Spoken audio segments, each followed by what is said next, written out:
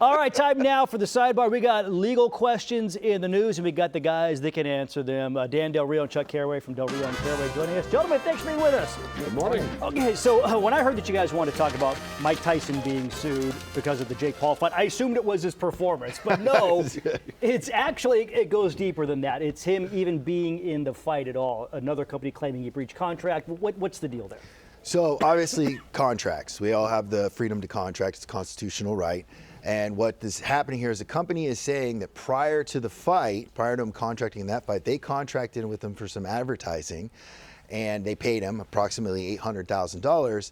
And then what's happening here is they're saying he never performed, and Mike Tyson's company is saying, well, they breached the contract by not allowing me to, say certain things were good or certain things weren't. Didn't let him approve the material. Exactly. Yeah. And so what's happening is that they're saying, no. He wanted to enter into this other contract to get the bigger payday, and in order to do so, he had to void the contract with us, and so they're suing him for $1.5 million, which it'll go back and forth to the terms of the contract, and a jury will decide whether or not he was supposed to keep and stay in that contract. Do you think it's a case where, because the talk is that he was paid $20 million for the Jake Paul fight, that he just said, sure, fine, I'll lose $800,000 to make $20 million, is it? In all honesty, that's very likely what it is. Instead of a $20 million payday, he's realizing I'm going to get, yeah, exactly.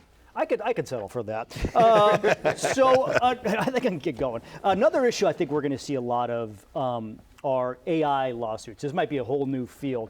This case is interesting. You guys were talking about because teenagers using these AI chatbots, there's a company that make them, are getting some pretty disturbing feedback from the chatbots, and that has now led to lawsuits. Yeah, so AI, obviously being an emerging field, has a lot of capability where it's reactive to you. Mm-hmm. And so what's happening with it is a lot of teenagers are coming in and having amorous relationships with the AI, suggesting, negativity. Mm-hmm. There was one lawsuit being filed out of Texas right now where the teenager was complaining to the AI that the parents were too controlling, the parents were trying to limit their screen time, and through the process got the AI to essentially say back, well, then you should murder your parents.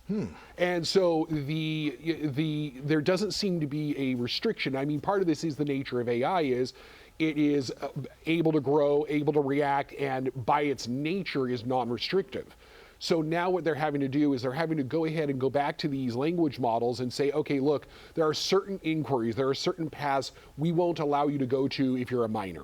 And so they're having to restructure and make these new AIs or new, more restrictive, more conservative AIs that will either not respond certain ways in, amorous or sensitive settings, or will not respond in certain negative ways. And so if it hears something where there's like a self-harm, instead it will suggest suicide hotlines rather than going with the conversation. Yeah.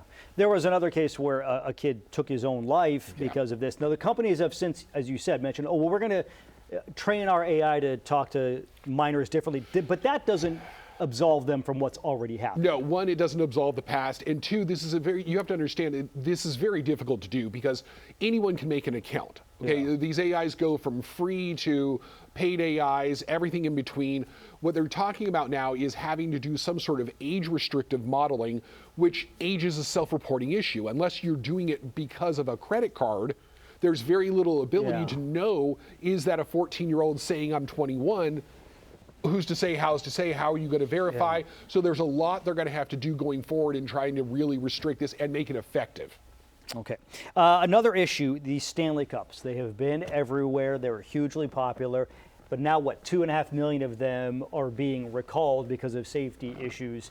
It seems like there's going to be a lot of legal issues surrounding this. So we talked about product defects a lot on here. And typically what it is that once the company knows or reasonably should know about a defect, which in this case what it is the lids on some of the models, after they heat up and cool down a couple of times, they become loose.